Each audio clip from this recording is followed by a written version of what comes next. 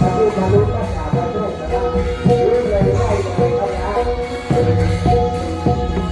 เอาเลยนะครับรักษาพระโชคนะครับคุณที่สองนะครับวันนี้ลงทางไปดูนะที่จะมาโต๊ะวันนี้กล่องนะครับก็เรียกว่ากล่องแล้วว่ากล่องเนี่ยเราก็ได้นำเรียนเก่งก็โอ้โหนะครับอันนี้ของพื้นเมืองของเรา